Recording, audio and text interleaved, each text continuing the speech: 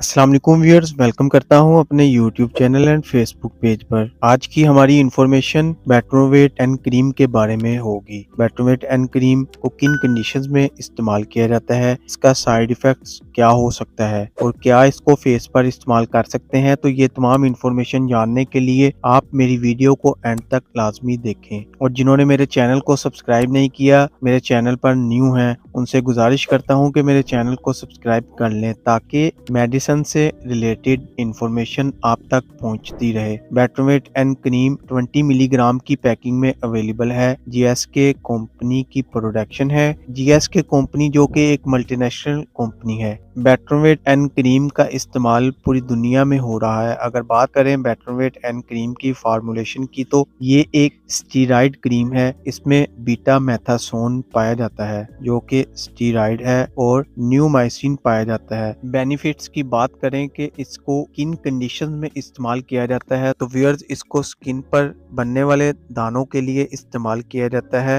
Acne में इसको skin पर होने वाली रेडनेस में इस्तेमाल किया जाता है। रेडनेस किसी भी वजह से हो सकती है, या तो रेडनेस एलर्जी की वजह से हो सकती है, या अगर आपने कोई लोकल फार्मूला वाइटनिंग क्रीम का इस्तेमाल किया है बहुत अरसा और आपने इनको इस्तेमाल करके छोड़ दिया है, तो इसकी वजह से भी ये रेडनेस